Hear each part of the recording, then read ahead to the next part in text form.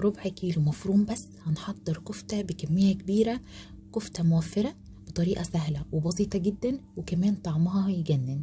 هنعمل بيها صينية قرنبيط بالكفتة تكفي من 5 ل6 أفراد، وجبة موفرة جدا.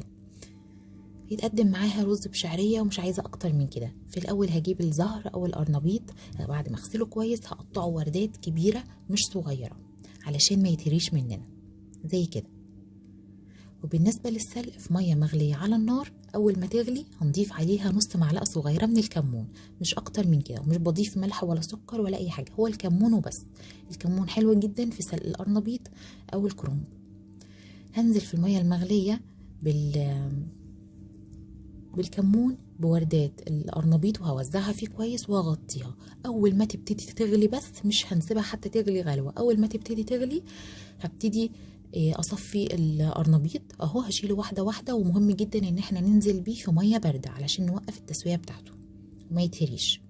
وبعد الخطوه دي بقى نقدر نغسله ونصفيه كويس من الميه ونشيله في الفريزر. وهنا هسلق باقي الكميه، وبعدها هغسل القرنبيط بتاعي كويس جدا وهبتدي اعمل الكفته. زي ما قلت لكم هنقدر نخزنه بنفس الطريقه، انا بخزن القرنبيط بنفس الطريقه دي.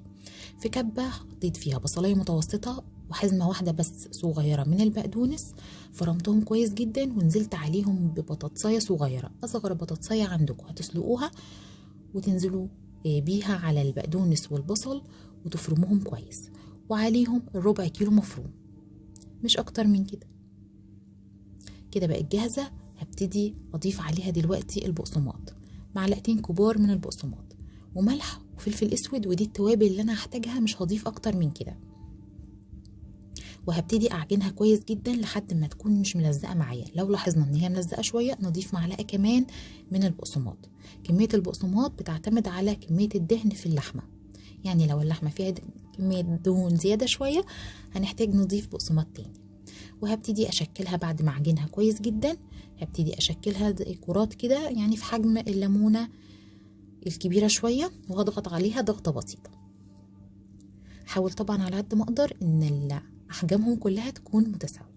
بعد ما خلصت كل الكميه ما شاء الله اللهم بارك، مين يصدق ان الكميه دي من ربع كيلو بس مفروم. في الصينيه اللي هنسوي فيها القرنبيط هحمر فيها الكفته علشان ما نهدرش مواعين وكمان زيت، 3-4 معالق كده من الزيت، وهبتدي احمر الكفته. اول ما تاخد لون بس على الناحيه الاولى هقلبها. مفيش احلى من كده. وتقدروا تعملوا الكفته بنفس الطريقه وتعملوا بيها اي نوع خضار تاني كمان، تقدروا تحطوها في صينيه بطاطس هتكون حلوه جدا. هحمر الكفته كلها بنفس الطريقه لحد ما تاخد لون موحد، وهبتدي اهو اطلعها بقى على مناديل مطبخ. وفي نفس الصينيه بس هنا طبعا طفيت النار، وهبتدي اوزع القرنبيط في باقي الزيت اللي موجود، انا ما زودتش زيت تاني. هوزع القرنبيط في الصينيه كويس، وبعد كده هضيف ملح وفلفل اسود. دي بس التوابل اللي انا بعمل بيها صينيه القرنبيط، ما بحطش كمون، كمان مش بستخدم فيها توم. وهوزع على الوش الكفته، وهنزل عليهم بكوبايتين او 3 من عصير الطماطم الفريش على حسب طبعا الكميه اللي احنا هنسويها. واول ما تغلي غلوه اهو بنظبط الملح بتاعها. هزودها هنا شويه ميه علشان كميه كانت عشان تبقى متناسبه يعني. ولما تستوي كويس بدخلها تحت الشوايه في الفرن، يعني يدوب بس تاخد تشميعه بسيطه، مش لازم الصوص بتاعها ينشف، بالعكس ما بيكون فيها صوص كده بتكون حلوه قوي، ومش محتاجه جنبها غير رز بشعريه مش اكتر من كده. لو حابين تحمروا كمان الصينيه زياده عن كده زي ما تحبوا. زي ما قلت لكم الكفته موفره جدا، مين يصدق ان الكميه دي عملناها بربع كيلو مفروم بس. اهو مستويه من جوه وطعمها يجنن.